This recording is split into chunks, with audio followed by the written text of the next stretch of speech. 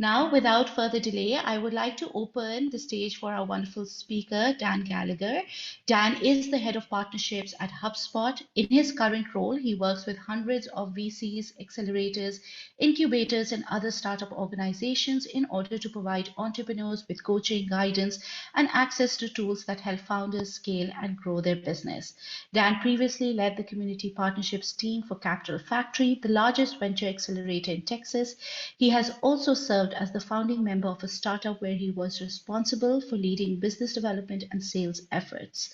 Prior to that, Dan was institutional fundraiser for a variety of institutional investment managers, where his teams were cumulatively responsible for fundraising over $450 million for equity strategies and over $500 million for fixed income strategies. Dan, it is an absolute pleasure to have you here to facilitate the session, and I welcome you to begin the workshop. Awesome. Well, thank you for that, Alina. And with that, I will start my screen share. As Alina said, this is meant to be interactive. So if you have any questions, it doesn't help anyone to just sit on them. Feel free to come off mute, put it in the chat. So yes, this is, let's kick it off with that. So let me do a quick screen share here. All right. Can everyone see HubSpot right here? Thumbs? Okay, awesome. I'm going to ask questions throughout too to see who's fallen asleep. So I will have my eye out. All right, let's jump into it. So thank you again for our partnership and thank you again for the invitation. This presentation is brought to you by HubSpot for Startups. So a little bit about my role is basically, as Alina was saying, I work with hundreds of different VCs, accelerators, and other entrepreneurial groups across the US, Canada, and across the world. There's a few of us doing this, and we basically partner with great organizations to help provide resources to their entrepreneurs. So presentation like this is just the tip of the iceberg. There are a lot of other values and perks that you get through York, Innovation York. So a couple of things, if you're like, hey, I don't even know what HubSpot is or who are you and what are you talking about? Let me just give you a 30-second overview of basically what HubSpot is. And HubSpot is a single source of truth to track any inbound or outbound communication, as well as natively built sales tools, marketing tools, service tools. Really, it's a comprehensive tool set that's supposed to help you manage your entire buyer's journey or all of the steps that your prospects and customers are going through. So you can see this is some of the functionality of what HubSpot does. So, and through our partnership, you have access to this free tool set. And so if you are just starting your entrepreneurial journey or your pre-seed napkin idea, depending on everyone's coming where they're coming from, this is a very comprehensive tool set. So this is what you get by clicking on this link. It's free, it's complimentary with this session. And then on top of that, when you fill out that application, that enrolls you in HubSpot for Startups. And what HubSpot for Startups, the other big perk of our partnership is that y'all would get access to incredible discounting. So up to 90% off if you fundraised under 2 million and up to 50% off if you have fundraised a Series B or below and meet the following criteria. So if you are an existing customer or have any questions about the discounting, feel free to just email me directly. And once again, this is thanks through our partnership.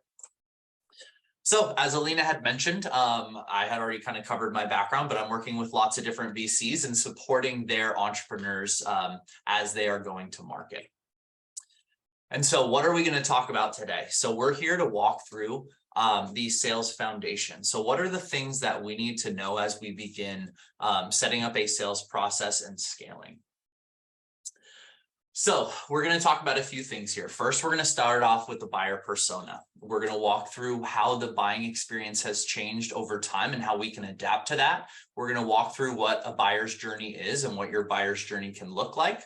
We're going to then discuss lead magnets. So how can we draw folks to us and really engage in an inbound methodology as well?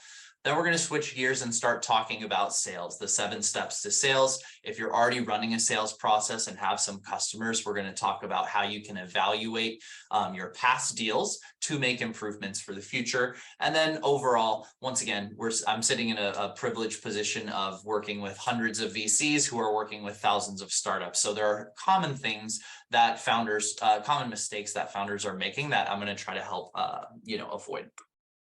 Keep in mind, I have also been in your shoes as a founder. I have made several of these mistakes. So it's just about learning, right? So this is also a space. Please ask your questions. If something doesn't make sense to you, it probably doesn't make sense to somebody else. So let us start the presentation off with a question. So who here, just if you can put in the chat, who here has heard of a buyer's persona or know what a buyer's persona is? And it's totally okay, regardless of where you are. So A, B, C, or D. Yes, A, you know what a buyer's persona is. You have it well defined. B, you're not really sure. C, you're definitely not sure. And D, anyone that you're selling to is a buyer's persona. So anyone want to type it into the chat, or come, if you're brave, come off of mute? D, thank you, Jonathan. Appreciate that. Anyone else? A, okay. We have some familiarity with buyer persona. B, awesome. All right, so let's first define what a buyer's persona is, especially for those who don't know, and we're going to build from there. So a buyer's persona is a semi-fictional, generalized human representation of your ideal customer. And it's broken down into a few different categories, right? What we're trying to do is build a prototype, if you will, of like, if I could define what a perfect customer would look like, these are the qualities and characteristics that that individual would have. So generally it falls into two different buckets. You've got demographic information, things like age, location, employment status, family, and then psychographic information, which are going to be things like motivations. You know, what motivates your prospect or your customer? What goals do they have individually and for their business? What challenges do they face as a business? And what are those pain points that they keep running into? The more you can flesh this out, once again, the better you're going to understand who it is you're targeting. And why that's so important is because it helps us build targeted content, right? If we know how to communicate to who our best prospects are, we're also going to know how they consume information, where they consume information, which is very important and relevant as we're building out our marketing strategy and building out our sales strategy. For example, if I'm selling to, if I'm B2B and I'm targeting very high value deals, something along those lines, maybe it's commercial business to another commercial business. Instagram may be an appropriate channel for me, but maybe LinkedIn is a much more appropriate channel. If I'm B2C, it depends on where your customers or your prospects are absorbing information. So you really want to match that. So as we continue to dive into your Make My Persona, actually, let me highlight this tool right down here. So this is an incredibly helpful free tool. And keep in mind, this presentation is going to be sent to you afterwards with all of the resources included. So if you go to this website right here, this will actually be a free tool that will walk you through line by line, kind of type form almost, of how do you build your target persona. It's going to ask you questions for that. One piece of advice for those of you who haven't actually built out your target persona or are reevaluating your target persona is include as much information as you can, because it's more helpful to put down more information. And I'm going to go through a couple examples here in a second. So I would like to introduce you to HubSpot for Startups early days buyer persona, which was somebody named Growth Gary. And keep in mind, Growth Gary, obviously not a real person. We made this up. This is not a real somebody who's on our team. But this is an example of a buyer persona. I'm going to give you just a few seconds to take a look at this. Look at the type of information, right? So there's information about what is this person's role at the company. That's important, right? Who are we targeting at that company? What size is the company? This will all make a difference. What's their overall vibe for the younger folks on the call? What is where are they absorbing information? How do they absorb information? How savvy are they, right? Is this sale going to involve a lot of education, or am I talking to a very sophisticated prospect or buyer?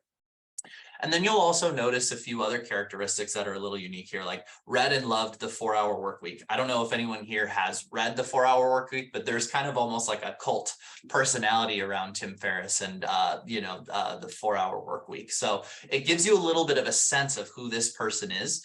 And basically that will help us figure out how to target them, how to message, and how to better sell.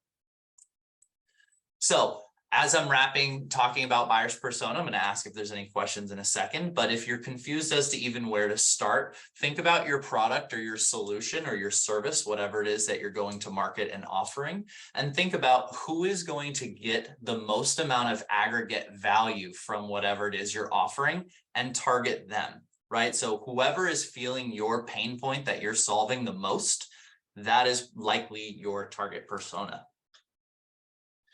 So now that we've covered target persona, basically the who it is that we're targeting, who are we approaching or attempting to approach, any questions on buyer persona for those who already have one, for those who don't have one yet, anything not make sense, anything that I can explain a little bit clearer? No one says anything. I'm going to assume everyone's asleep.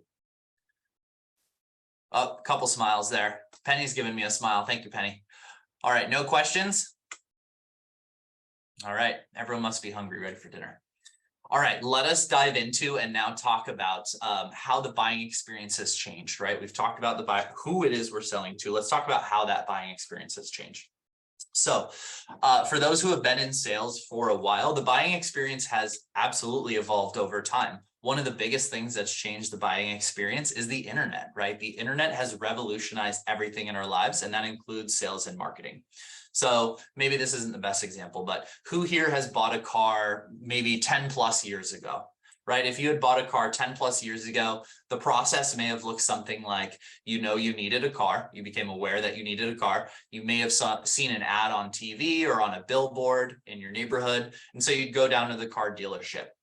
In that interaction back then, the seller had all of the information about that car, right? The inventory of the cars, the fair price, feedback on brands and models. It was a very asymmetric information environment.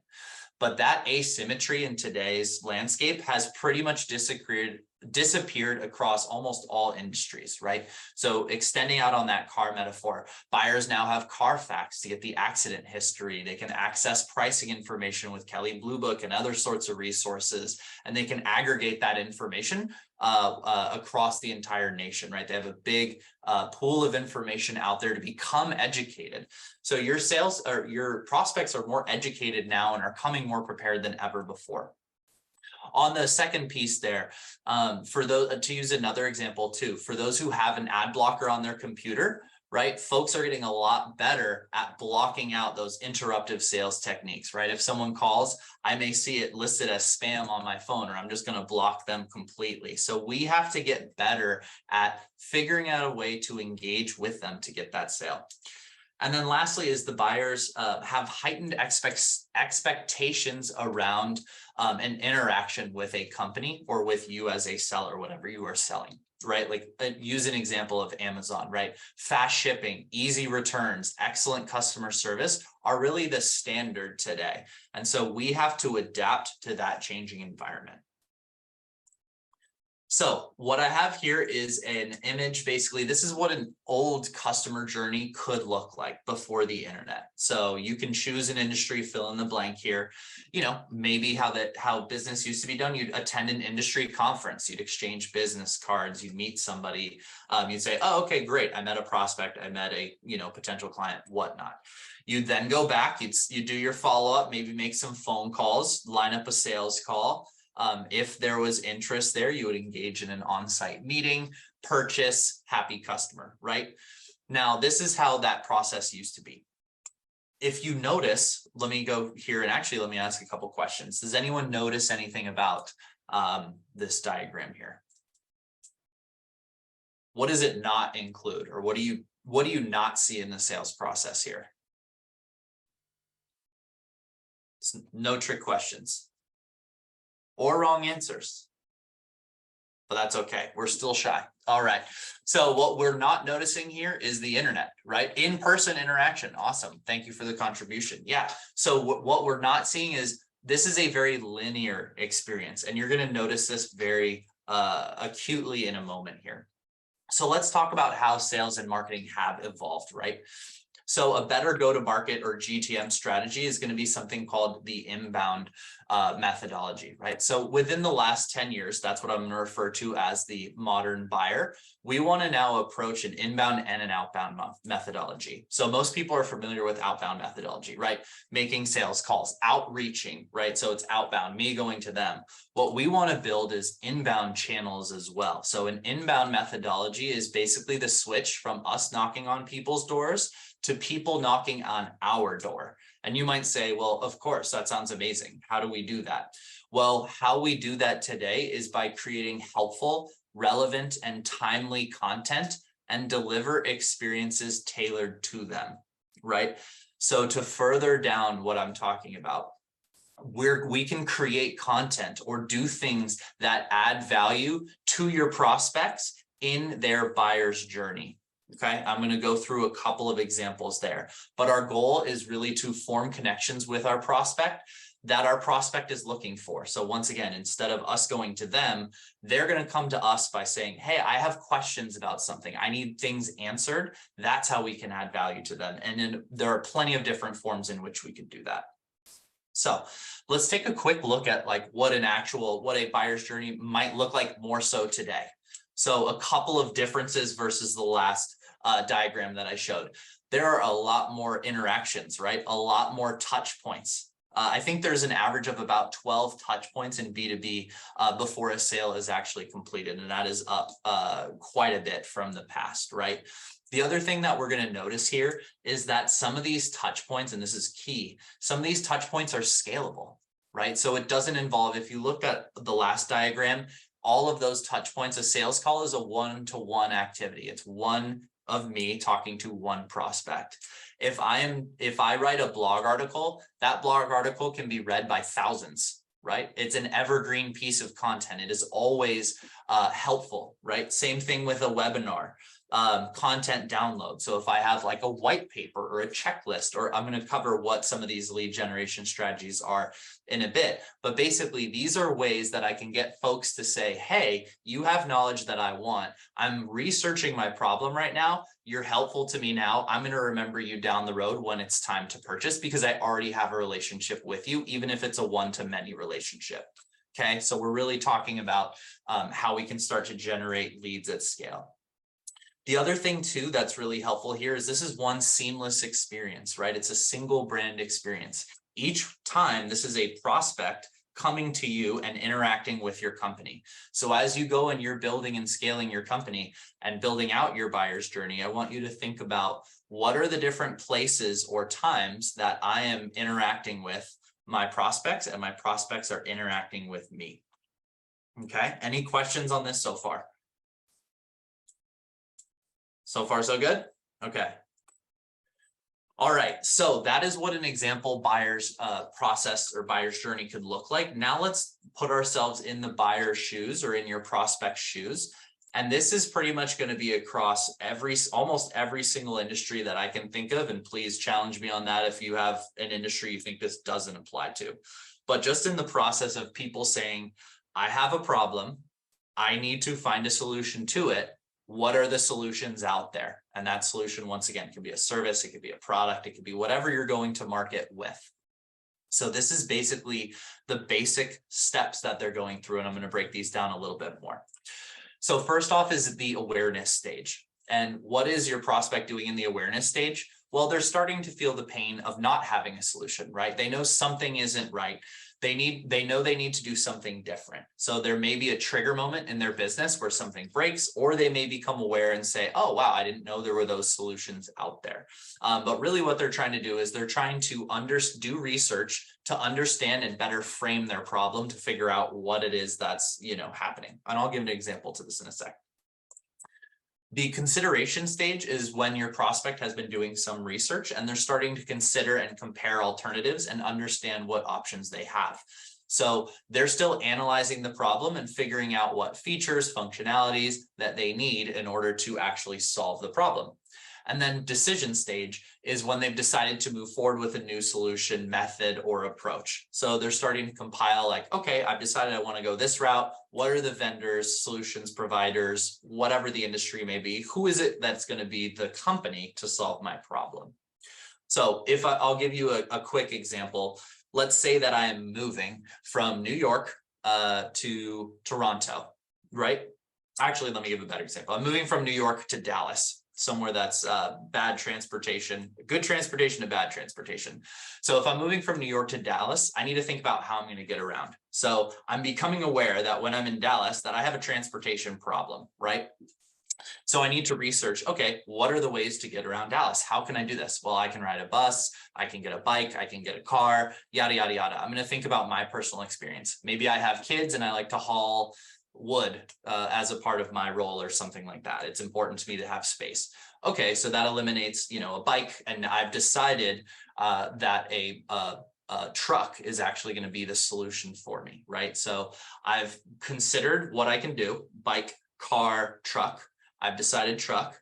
And then now I'm in the decision stage. When I've decided truck, then I can go Ford, Nissan, yada, yada, yada, between the different brands. So that is the general stages that any prospect of yours is going to go through.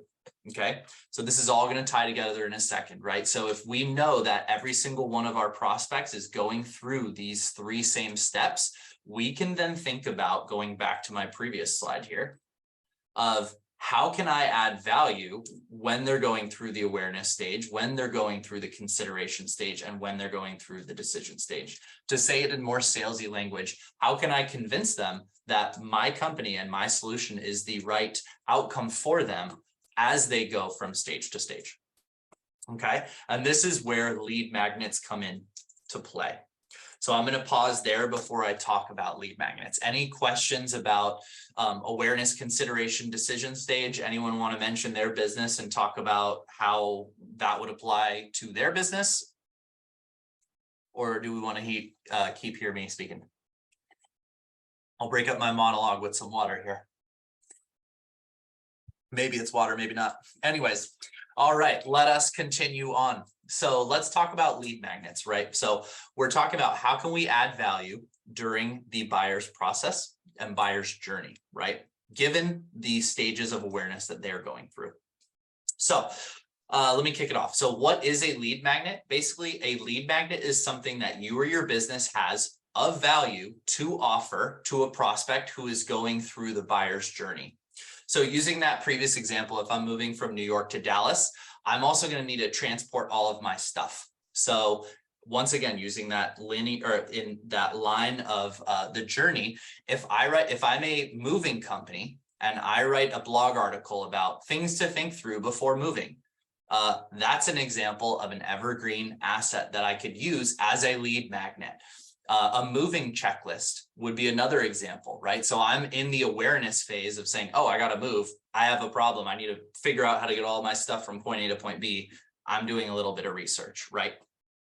And the reason why we call this a lead magnet is very crucially, while we provide value up front, it is not free. It doesn't cost them anything, but it's not free. And what I mean by that is we are exchanging, saying, hey, I'm going to give you this asset, this checklist, this blog article, whatever it might be, in exchange for your contact information. So you would say, hey, if you want access to this white paper, this checklist, let me get your email and I will send it to you. So that's an example of how you can build leads by offering value first. And that really brings us to the golden rule of lead magnets, which is we want to add value before we extract value, right? You need to show them that you're helping them solve their problem before you say, hey, just give me your money, right? You're helpful all along that way. And that's a big differentiator, I think, between many startups and probably you and your competitors. If you can start adding value and forming some sort of a relationship, even if it's just them reading your blog article, that's a form of a relationship. Even if it's just that bit of a touch, that's going to be you establishing yourself as a reputable source or as a reputable provider earlier on. So very big deal. One fun fact on that piece is not everyone, by the way, who's going to interact with you is going to be at the same stage, right? Awareness, consideration, decision. Fun fact, 95% of people who visit your website are not making a buying decision, right? So 95% of those interactions are not going to close a deal right then and there. So once again, how do you add value to keep them coming back? All right, I think I've beat that example to death. So just to further on, what are some other examples of lead magnets? Ebooks. I'm sure you've seen these in the wild too. Just if you go and Google something, you're going to find a ton of resources like this. Checklists, templates, webinars or courses. Oh, here's a webinar. Tools, infographics, case studies. Here is a helpful link as well. So if you're like, hey, if you're hearing this and saying, hey, I'm a founder, maybe there's only 2 of us or 3 of us, I'm juggling everything. I don't really have time to come up with content to build this like lead generation machine. Well, let's think about, have you ever given a talk on this topic? Do you have any sort of, have you ever written anything about this, right? You can take materials you've already created and turn them into lead magnets as well. And here's a great article on how to do that, how to repurpose content you've already built so you don't have to start this from scratch. So here's an example of what I'm talking about. Like I said, you've probably seen this, right? Here is ultimate kit to convincing your CFO, whatever this example is. Here is a form. By the way, HubSpot, shameless plug, HubSpot does have the ability, in the free version, you can create forms and start collecting leads like this. Put in your email address, phone number, you can decide whether to include that or not. And then when you hit, send it to me, that is an exchange right there. Here's our current HubSpot example, right? So you can see these lead items built in all over the place. If you would like your free HubSpot, just answer a couple cool questions. We'll spin it up for you. It's all over our landing page here. So, and just to wrap it up too, you want to make sure that you're matching the right asset at the right time. So once again, not everyone who is going through your buyer's journey is going to be at the same place. So the person who is just becoming aware of the problem, make sure it's an asset that is appropriate for that. So maybe it's an ebook or a checklist or something along those lines. Whereas, a demo for somebody who's just becoming aware of their problem is inappropriate because, they don't want to be sold at that point. They don't even know that they need your product yet. But when you're at the decision stage and you're deciding between, Ford and Dodge in my truck example, well, I probably do want to give those cars a test drive and see which one feels better, etc. That applies both in the physical space, whether that's coupons, consultations, demos, B2B, etc. So any questions there so far? Nope. Let me see if there's any questions here. Confirming my plan. Oh, excellent. Well, Penny, I'm glad that that is confirming your plan there. And once again, this is also just to speak on that. This is an evolution, right? So just in entrepreneurship in general, you're coming up with these ideas, you're going to market, you're soliciting feedback from those clients, from those prospects. Every interaction is an opportunity to learn. And we're really going to hit that in the sales process. You're going to understand how to communicate with those prospects and how the information they give you will inform you on your next steps as a business. All right. So we just spent some time going over the buyer's journey, how the buyer's journey and landscape has changed. And then we've talked a little bit about how to start generating leads using the inbound methodology or using those lead magnets. So most of this has really been touching on the first step here, which is prospecting, right? How do I get lead lists? How do I get people to talk to? How do I engage with a prospect? Where do I get these folks? So inbound is one process. Outbound is the other process, right? So that is obviously getting contact information, somehow meeting folks in real world, getting call lists, client lists, etc. I see a question here. How much time does this lead magnet process usually take? That's a great question. It depends on what lead magnets you have. It depends on what infrastructure you have. So how you're able to communicate this. So if you have a website up already and you have some sort of a lead magnet, so maybe that's a checklist in your example or some sort of article that can be helpful. That won't take all that much time at all. Right. And this is also part, I'm keeping this relatively specific because, there's other strategies as well, right? Like you'd want to be working on SEO or search engine optimization, placing ads, depending on what your overall marketing strategy is. Lead generation and lead magnets are going to be one piece of that, but it's a very powerful piece of that. So hopefully that answers the question. it really depends on kind of where you are with your business and what assets would be helpful to serve as a lead generator. So thank you for that question. Any other questions? All right, let us keep going. So yes, let's quickly talk about what the other 6 steps are. So the other 6 steps are going to be, besides prospecting, then next you have connecting and qualifying, research and discovery, presenting or demoing, handling objections, closing, and then nurture and reselling. And so generally, depending on your business, generally you're going to fall into these 7 buckets. Maybe if you're B2C and it's a little bit more transactional, then you may be able to, there may not be the demo phase or presenting phase. But otherwise, it's the same process regardless of who you're selling to. I see a question, Tariq, will we also focus on B2B sales and lead generation? Absolutely. So everything that I'm covering is relevant for B2B sales and lead generation. So if there's something in particular that you have a question on, please let me know and I'll hone in my answer a little bit more helpfully. So yes, continuing on, like I said, you're really, no matter what your business, you're going to need to find a way to reach your audience. You're going to need to figure out how to assess a fit, whether they're going to have the likelihood to turn into a customer or not. You need to understand their pain point, whether that's business or, whether it's consumer. You're going to have a solution, something that's going to solve that. Convince them of that basically your solution is the right solution and handle any of those objections. And then lastly, a purchase, right? So let's dive into each one of these steps a little bit closer. Prospecting, we've gone over. Sourcing and finding new potential customers. Marketing plays a big role here. Other example tools for outbound strategies would be like LinkedIn Sales Navigator, publicly available business directories, trade databases.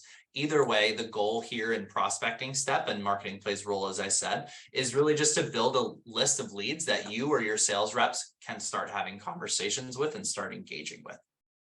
Next is connecting and qualifying. So now that you have a potential list of customers, it's time to assess fit. Because as my sales folks know here, there's nothing worse than talking to a non-qualified lead, because it's just a waste of your time and they will never convert, and no one likes that. So in the connecting and qualifying, it usually involves 2 steps. One is outreach. So that can be phone, email, whatever, LinkedIn, whatever sort of avenue. And then the second piece is the qualification. And so the goal here in this step is to learn as much as you can as to whether they're a potential lead or not. And so as you continue to grow, this is where your buyer persona, once again, comes into play, right? Does this person match my buyer persona, or is this person well outside of the scope of who it is that I think is the best fit for my business?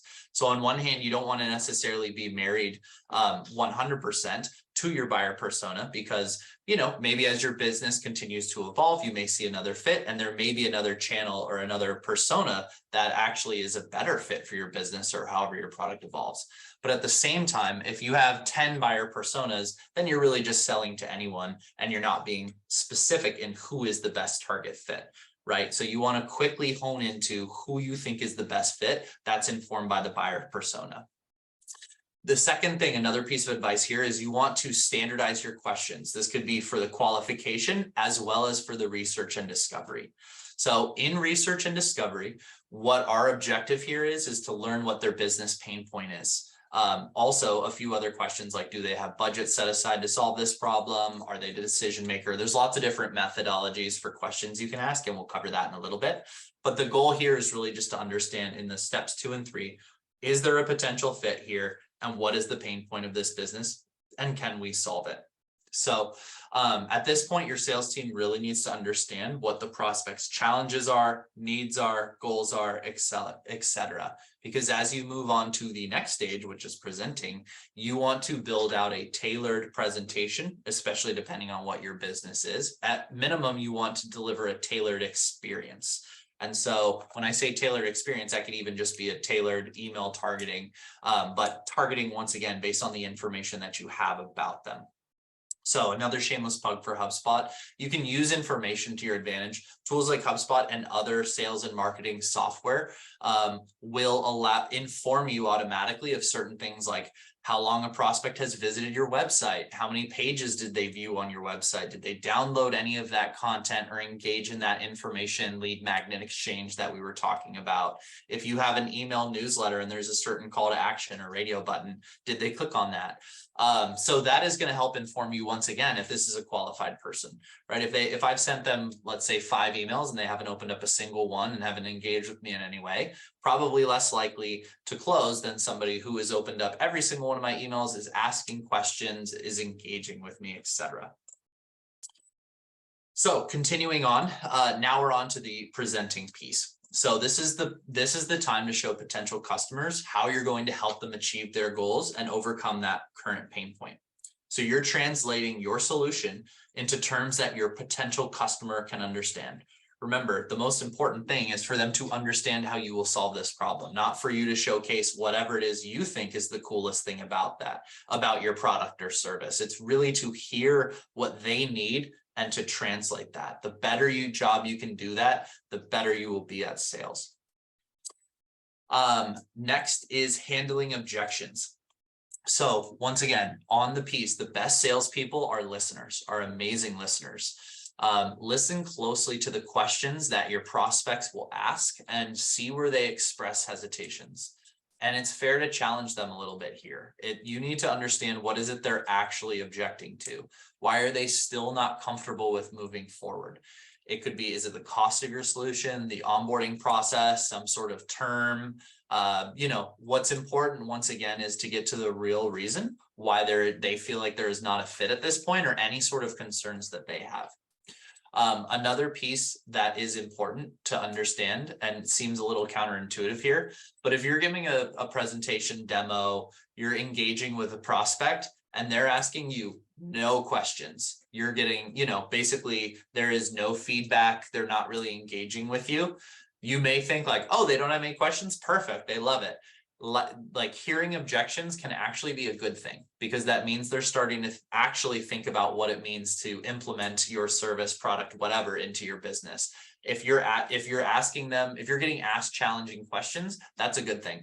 The other thing to note is start writing these down, recording, tracking patterns as you're having conversations with prospects. Are you hearing the same objection over and over again? If you're getting the same objection from like 8 out of 10 or 9 out of 10 of your prospects, and there is a certain thing holding them back, then guess what? That is information. The market is informing you that, hey, this is probably the next thing you need in your product, right? Like, so you need to incorporate this, because you would probably close 80, like 8 more deals per cycle, however long we were talking about there. Very important, getting that market feedback and handling those objections. All right, I was a little off topic there, but it was important to say. Next is closing. So, almost there, you're getting commitments, you're negotiating terms, you've sent through the contract, all of that sort of good stuff. And then closed won, right? It's the moment you've been waiting for. Your prospect just turned into a paying customer. Very exciting. If you have a sales bell, ring the sales bell. Now you hand it off to an account manager, or you service the customer yourself. Your sales team is very happy. They're probably getting a commission, or if it's just you, you're getting the traction that you so need. Most people think that the sales process ends at this point, right? You just closed the deal, you got your commission check, done, right? That if there's only a few things you take from the presentation, one of them is that is absolutely not the end of the sales process. And I would argue 7 is almost the most important. The nurture and the resale is incredibly helpful for your business for a couple of different reasons. One, from a reputational standpoint, especially in those early days, but if you really want to scale your sales, you need product evangelists or service evangelists, whatever it is that you're going to market with. You need those customers to be so delighted that they sing your praises and recommend you to your peers. Let me repeat that again, because it's probably the most important thing. The number one factor to scaling your sales is to really lean into the existing traction that you have. So happy customers, for example, are a treasure trove of business development. One, because they're going to help you sell and sell more. Why? They are more credible than you are, period, right? Obviously, you have an incentive to sell your own product. They do not. So they are going to come off as more trustworthy than you are. With an existing customer who's happy, you can build a case study and say like, hey, well, how does this work for you? Why is our product or service solving your problem? Can we talk about it? Can you write it down?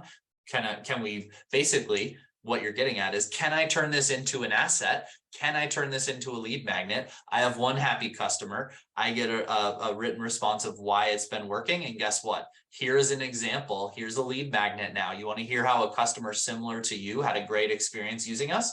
Boom, here's an asset. So that's another way you can create it. They will also give you feedback too. They're using your product on a regular basis or using your service. So product enhancements for your product team. And then lastly is also too, they can be repurchased or upsold. So they can continue to drive value and pay you in addition to being that source of referrals. And then lastly, the opposite is true here as well. So a bad handoff or missed expectations creates that opposite negative feedback loop, right? So those unhappy customers tell their friends to avoid you or leave you bad reviews or damage your chances with future prospects before you even have a chance to connect with them. So we want to definitely avoid that. So those are the 7 steps of sales. And now we're going to dive into the 3 elements of a good sales process as you're going to scale and define your sales process. Any questions so far before we go into this? Oh, someone just wrote out, let's see, Ying, thank you. Give me a second to read this. I want to share information and knowledge related to our business on our website because I think it's going to be useful, but my partner thinks our competitors know what we are doing to provide the service. Like, that is a great question, Ying. I would need a little bit more context there. I mean, are you in stealth mode? Are you worried that you're going to be highlighting some sort of competitive advantage on your website that a competitor could steal? I guess really understanding, service, is there a certain service that you're worried about them copying? I guess it really depends, what that balance is. I would lean a little bit more towards being less guarded and saying, hey, this is what we offer and how we offer it, unless if there's some sort of secret sauce or trade secret there. You want them to understand what it is, the benefits of going with you, and the more visible that is, the more helpful it can be. So that's my initial knee jerk. But if you want to talk about your specific situation, I would encourage you to come to our office hours and you could talk about it with one of our go-to-market strategists. So, but I think you both bring good points, but I'd want to know a little bit more around the hesitancies. So I'd want to handle that objection to be a little bit of a throwback there. So hopefully that answers the question. And please clarify if not. And then from Tariq, do you have any questions of general process suggestions of creating questions to qualify your leads? Sorry, I kind of butchered that there.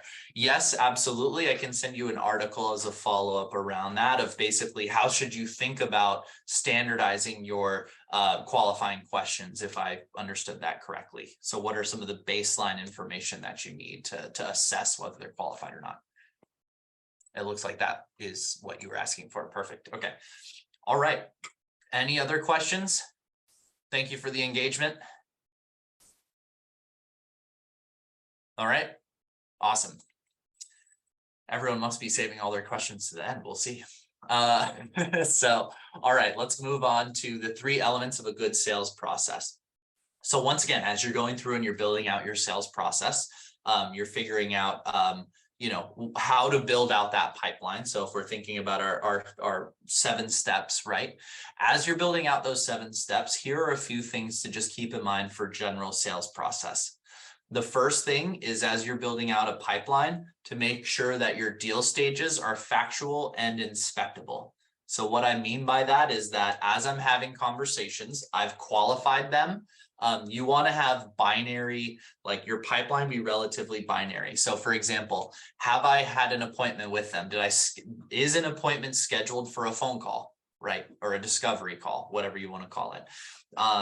If I have set up that appointment, then that is a yes, and they are in that column. If I have not, then they are not. That's what I mean by inspectable, because a lot of times in sales, what can happen is emotions come into play. You have a good call with someone or a good call with someone, and you think that sale is further along than it is. The more that you can make these deal stages just objectively A or B, the better another person will be able to come in and say, okay, this is a better likelihood to close, because ultimately you want an accurate forecast of where your actual pipeline is. So that's on the deal stages portion. As you're moving deals from, lead, you're qualifying them, presenting, yada, yada.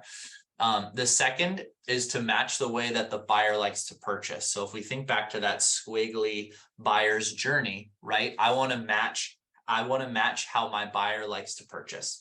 So once again, if I'm selling to Gen Z and it's, I'm using ads on TikTok or getting my message out on TikTok, on Instagram, or on channels that they are frequenting. If my customer has an affinity for very easy, simple purchases, then I want to make that transaction as simple, as easy as possible, right? If my buyer consumes information or purchases in a different way, I want to match that too, right? Wherever the buyer is, however they absorb information.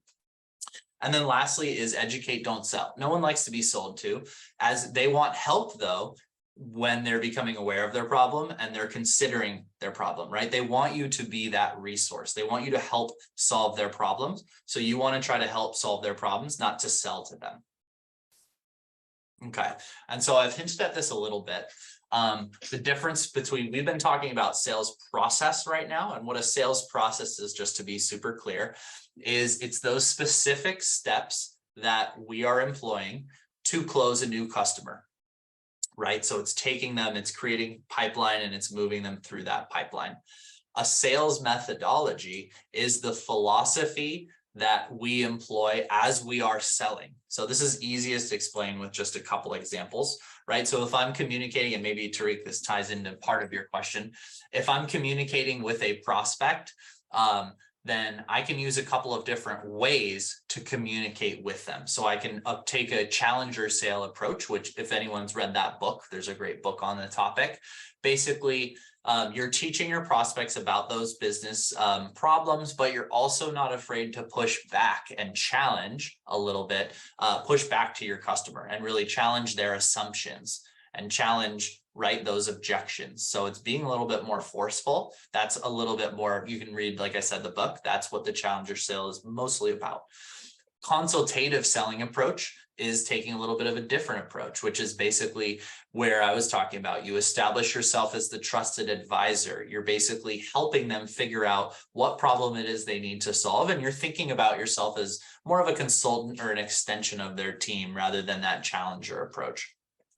And then lastly, these are just a few examples, by the way, there's lots of approaches, but would be something around inbound selling. So that's once again, how can I draw folks in to me and engage with them in that way? So I'm providing that relevant and helpful content, hoping that they will buy down the road.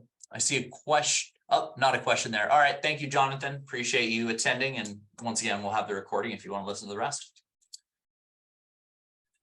All right. And by the way, for the rest of folks, we've got maybe like 5, maybe 10 more minutes, depending on if there's questions throughout. So now that we've walked through everything we've walked through, let's talk about improving the sales process. So some of you may not have traction yet with customers or prospects, and some of you may. Either way, hopefully you're starting to interact with the market or interact with different participants. So market can be prospects, market can be a lot of different things. But let's talk about how can we analyze what's worked so far. So now shifting back to sales. For those who have made a sale, had a closed one, or maybe you have several of these. So this is going to be for my folks who are a little bit further along. Let's take a look at the last 10 deals that you or your sales reps have been working. And let's really look at and see what worked as we went through that process. And let's see what didn't work. Do we notice any patterns? Let's say, as we're going through our deal stage, did all of the deals fall through at one stage? Did everyone have a similar objection? If these closed deals, if they did close one, why? What worked exactly? So take a look and see if there's anything process-wise that you can improve, or really messaging-wise, product-wise. There's lots of information there that can be helpful. Number two is mapping out your customer's journey. So what are the key touch points that you have with your prospects, right? So if we go back to that squiggly line, what are those touch points? How are they engaging with me? How are they hearing about my business, about my solutions, my service, my product, right? Do I have a presence on social media? Have I done SEO? So once again, think about all those touch points and think about as those prospects touch your business, what are you doing that's of value or what's helpful? Are you able to help them regardless of which stage they're at each one of those three stages, right? Awareness, consideration, decision. Next is to define the exit criteria for each stage. So this is, once again, if I'm going through and I'm building the deal pipeline, I just want to make sure that I've defined what it means to go from, okay, I've had a discovery call, this is a qualified lead. What is that next stage? And is it factual and inspectable? And then lastly is to measure the results. So as you continue to run this process, you're going to improve, you're going to hone in, you're going to figure out what works, what doesn't work. And data will help you figure out what works and what doesn't work. So using demo conversion rates or deal close rates, average time to close, average revenue per deal. There's a lot of different metrics out there. There's a lot of different ways to measure your results, but think about what is the most helpful thing in me figuring out whether I am doing a good job with my business. And I know that sounds kind of vague, but it's dependent on your business in particular. So what are the criteria that's going to help me assess whether I'm closing enough deals, whether I'm not closing enough deals, and where things are going right and wrong? And so that would be a little bit more of a one-on-one conversation, but at a high level, once again, ask resources around you and say like, hey, this is how I'm measuring myself. Is there a better way to do so? Lean into the existing resources you have as well. So once again, HubSpot, we have hundreds of reports all around sales, marketing, etc., that will list out and automatically collect all of this information for you, and see what's helpful and see what's not helpful. Excuse me. All right. And one other thing to mention too, is the better you're able to measure your results, whether that's traction on sales, whether that's whatever results that you are looking to measure, the more success you will have in fundraising. Because guess what every VC and every investor wants to see? They want to see traction. They want to see where you are. The better foundation you have set up and the more data you can provide them, the more successful your ask will be, because you'll be going to them and saying, instead of, hey, I want $1 million. Why? I want to grow my business. That's not really that informed, right? Like, I want $1 million because I'm going to put 500K into sales, 500K into marketing.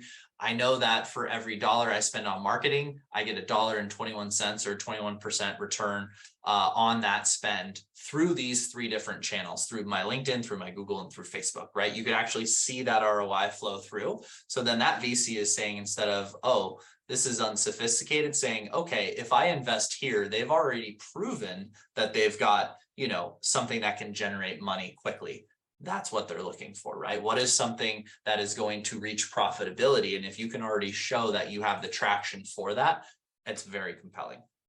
By the way, we have a full series. HubSpot for Startups runs a 2-part series specifically on fundraising and walks you through that motion. So if anyone's interested, let me or Alina know. So on that note, let's talk about common sales mistakes and how to avoid them. So once again, this is in part informed from our VC partners regarding founders and sales experts and what mistakes are just being made. Some of these I've made my mistakes myself, so please don't be like me. So really 3 main things is 1, leaving the sales process steps open to interpretation. So once again, leaving those sales stages vague and ambiguous and not really having a great sense of the pipeline health. So figuring out exactly where your prospects are and the likelihood to close. So the better you can hone in on that, the better your forecasting and reporting will be. And once again, the better position you will be in figuring out what you need to do to actually get to where you want to be. Right. So if I have very clear, if I want to reach $1 million in ARR, and I know I've got 10 deals in my pipeline, it will help inform to say, oh, I need to go out and get more I need to get this many more companies in my pipeline because I know that I have a 25% chance if I set up a meeting with them of getting them to this stage and a 10% chance of closing. So if I have a 10% chance of closing on 10, then the math works out that I need to speak to 50 prospects in order to reach my 1 million ARR. So you can kind of do the math back into it to say, if you have that conversion data and you're tracking that, you understand, okay, this is how much more I need, and this is where I need to go focus, right? Do I need to work my existing deals? Do I need to get new ones? Yada, yada. Number 2 is then on forgetting to measure KPIs. So it's just being so focused on going to market that we're not really tracking what's working, what's not working. And then that works until things don't work. And then you're like, wait, things aren't working. Why not? You, once again, having the data, the KPIs or key performance indicators will once again inform you of where you need to make improvements for your business. And then lastly is forgetting that sales process. This isn't a huge one, but forgetting that sales process is always a work in progress. So this isn't just a set it and forget it. Everything that I've discussed evolves over time. Your buyer persona will evolve as your company evolves, right? Like HubSpot, we have enterprise customers with, 10,000 plus employees, and we have startups that are just a single entrepreneur and everyone in between. We didn't start out serving that entire customer base. We were not enterprise in the beginning. We were just marketing software. So we have evolved. Our buyer personas evolved. The buyer's journey has evolved.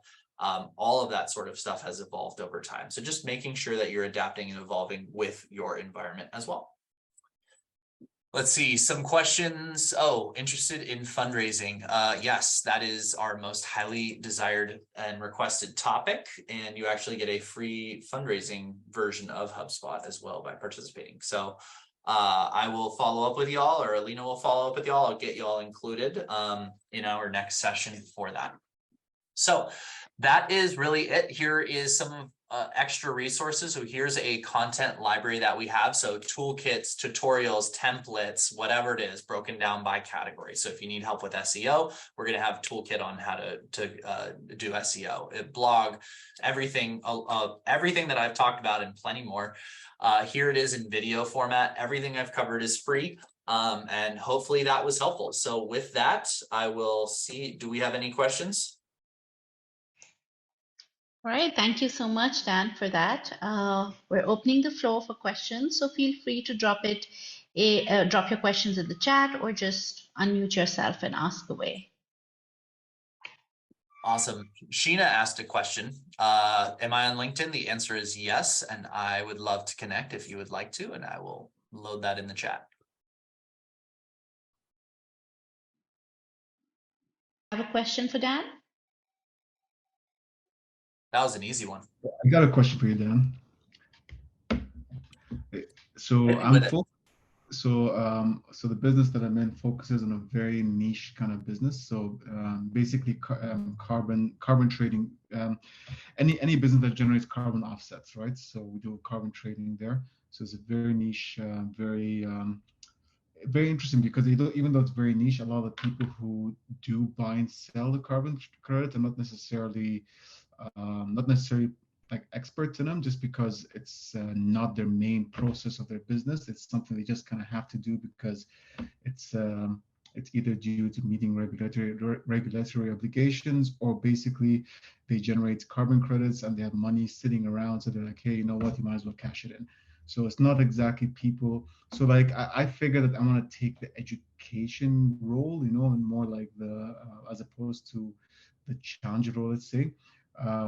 What do you suggest the best way to? I do have a list of people who or companies that do generate or need offsets, but what's the best way to generate more leads, especially since there's a few big players who most people deal with, so we're kind of like the incumbent or like the underdog.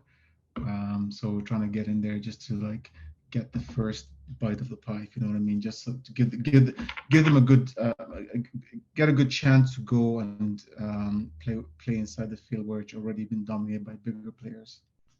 Yeah, no, I appreciate the question. Let me just hone in and make sure that I'm understanding the question. Is the question, how do I generate more leads? Is the question, how do I get any leads? Is the question, how do I get in front of these individuals, or what specifically, if I may? Let's say generate more leads, because we're still a brand new company. We do have people who we have done somewhat business with, but it's just more like a drop in the pond, you know. So we're looking to really capture a wider net. So that's my main question.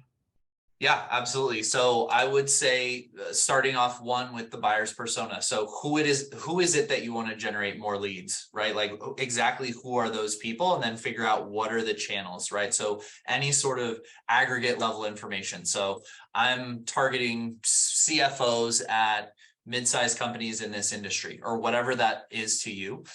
Then I would come up with a bimodal go-to-market strategy. So that would be one, and that just sounds fancy, but it's not. So that would be doing two things: doing an inbound strategy and an outbound strategy.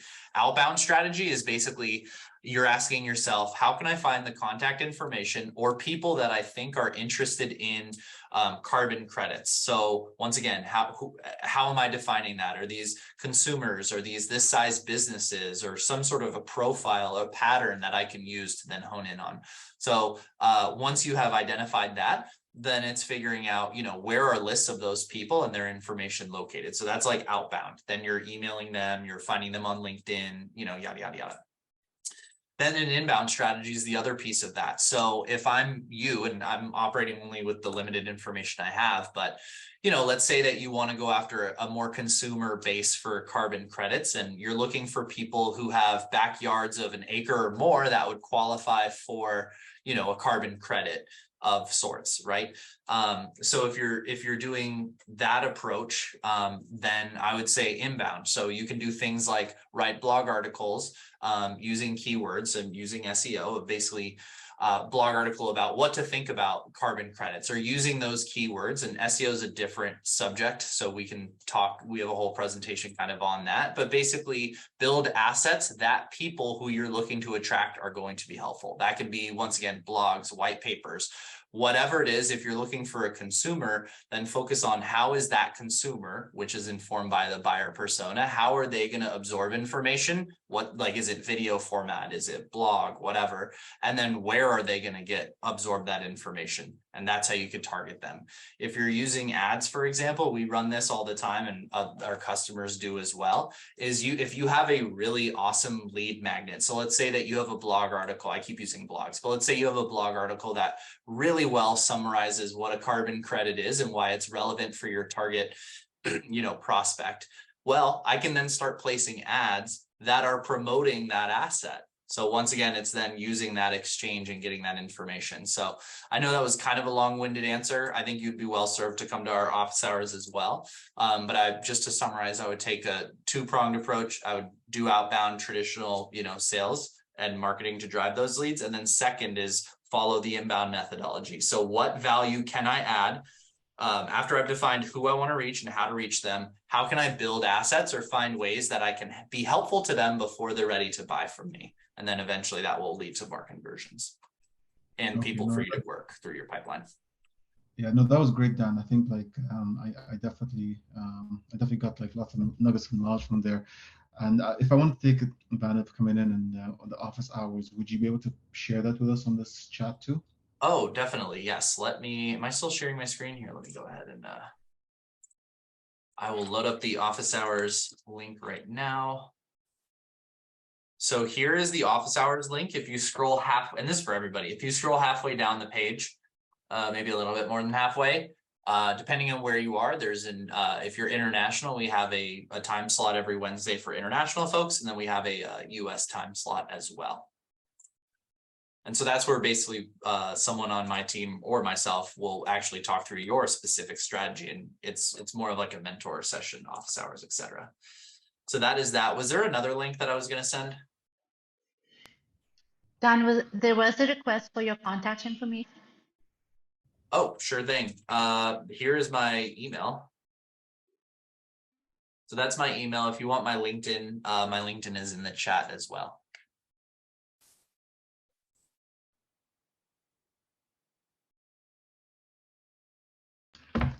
Thanks, Dan. Yeah, no problem. Any other questions? Thank you for the questions. Thank you for paying attention. So anyone else have any other questions? Anything that could be helpful? Anything at all? Or anyone want to challenge me on anything? We could have a friendly little debate if you want. Anything? No, but all jokes aside, this was meant to be helpful. I know this is a lot of information too. So I've been in your shoes. I've sat through presentations like this before.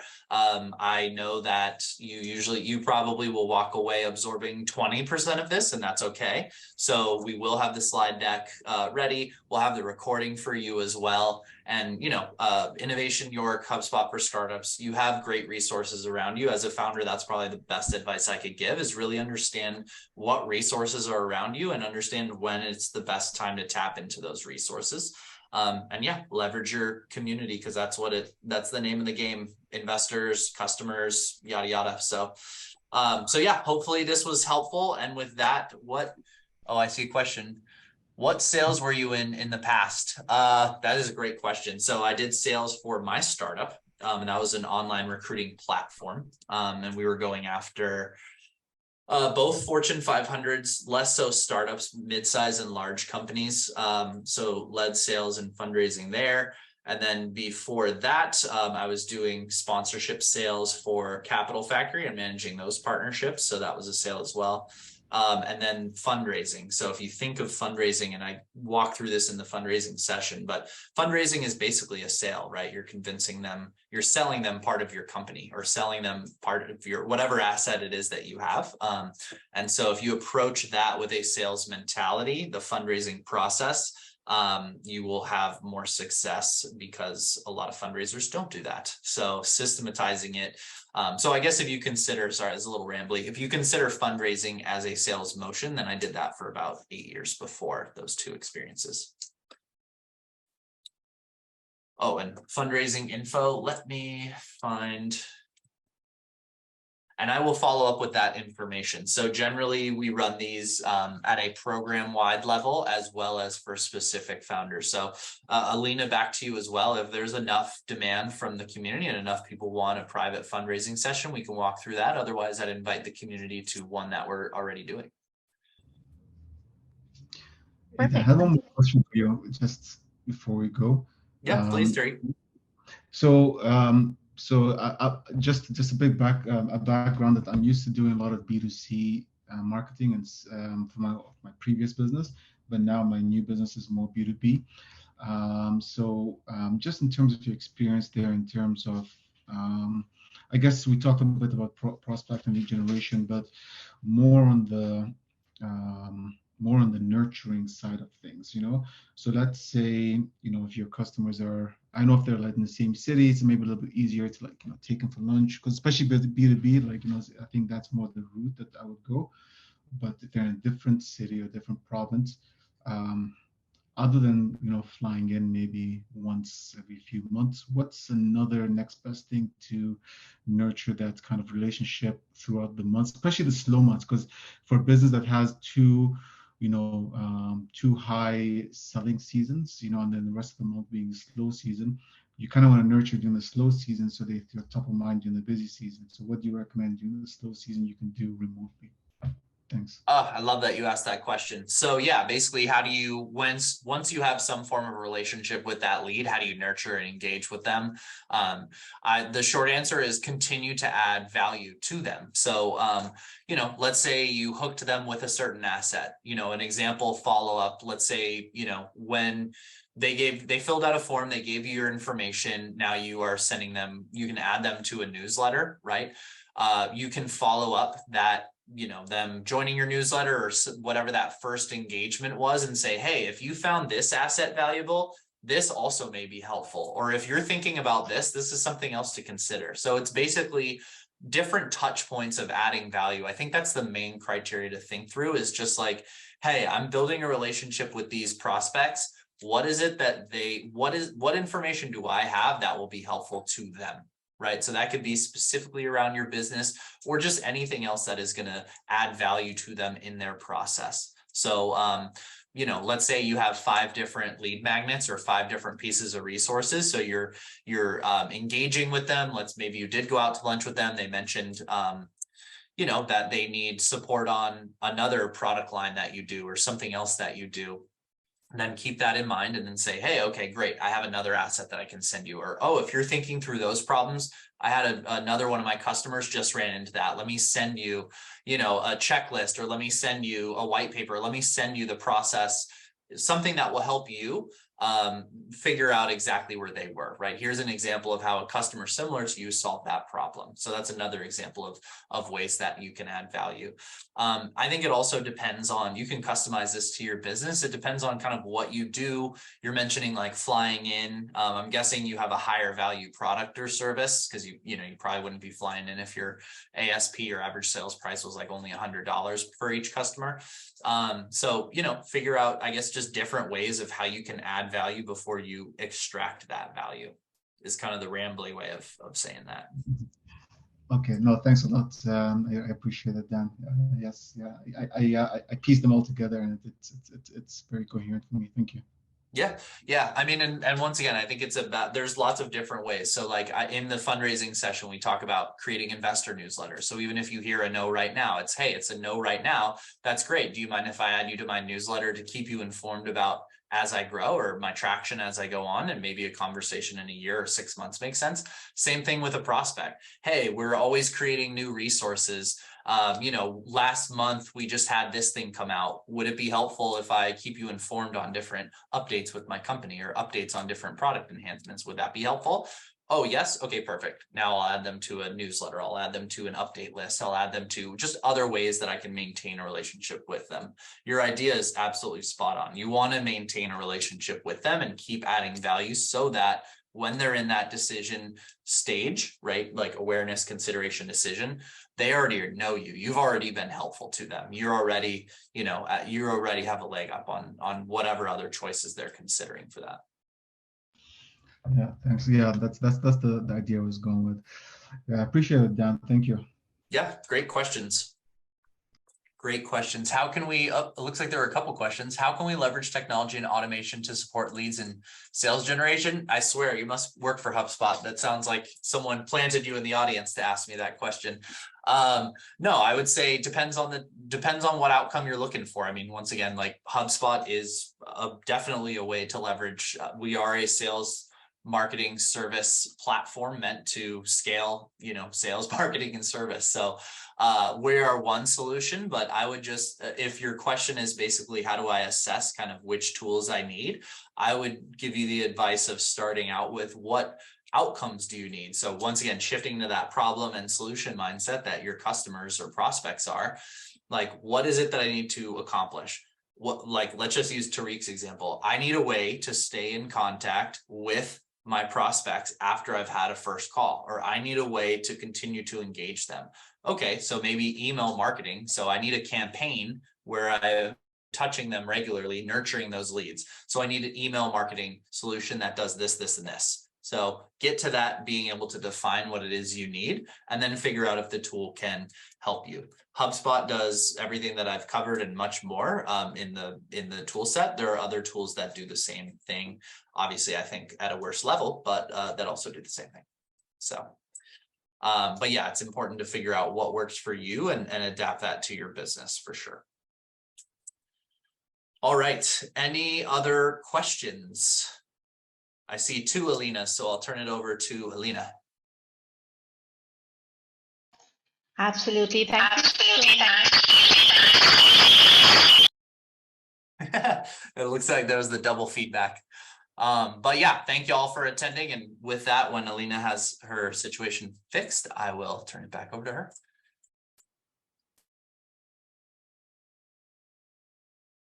Sorry about that. It seems like I'm having some technical issues. I think it's sorted now. You can hear me perfectly? Perfect. Before I let you go, I do have one last question to ask. You mentioned in your last slide about measuring KPIs. So how do you measure those KPIs? What is the criteria to deciding what is a successful lead generation? Like, can you provide more information around that? Yeah, so specifically you're looking for how do I assess what if my lead generation strategy is going well, or what do you mean by that? Like what KPIs are right for my business, or is there, help me hone in a little bit there. Sorry, can you repeat that? Yeah, I was just saying, like, what is the question? Are we trying to get to how do we know if my lead generation strategy is successful, or how do I know what KPIs I should be using to measure my business or my sales efforts or my marketing efforts? Or What KPI should we be looking at when we're figuring out whether our sales process is working or not? yeah, so not to be vague, I will follow up in an article that lists out how to think about this. It's going to depend on your industry, whether you're B2C, whether you're B2B. So that's a little bit more detailed. I would say once again, from the KPI standpoint for your business are you able to, this is the very highest level, right? Are you able to look at what data is being presented and make adjustments based on what you're seeing or not? The shortest answer is if you're not able to do that, you can measure yourself in a million different ways. But if you're not actually getting insights out of that analysis to figure out what's working and what's not working, I mean, you can talk through sales. A couple of those are what I had examples. So like time to close, average sales price. We could look at in HubSpot, you can actually see like the conversion levels between each one of your deal stages. So like, where are things falling off, what's working, all of that sort of stuff. But ultimately, it's really going to depend on your business and if you implement those changes, did it actually come to an outcome? With that, I'm going to track down a couple more assets that can walk through it a little bit more specifically. Also, as it relates to another asset, I'll follow up with you, Alina, is marketing stats. So we had a 2022 report that very broadly described like deliverability rates, everything from sales to email marketing to generalized marketing, just stats broken down by industry. So if you have an email marketing campaign and you're like, I had a 7% open rate, was that good or not?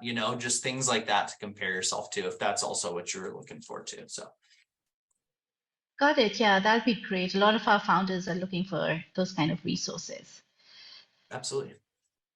Perfect. So thank you for that. So any more last minute burning questions from the audience? All right. And here is Alina, here is the KPIs, choosing your KPIs for your business. And here is the overarching stats. This is a huge list of statistics, sales, marketing tech, ad, lead generation, email marketing statistics, social media statistics, everything you'd want to know and more. So hopefully those are helpful. And yeah, sorry, turning it back over to you. I'll shut up now.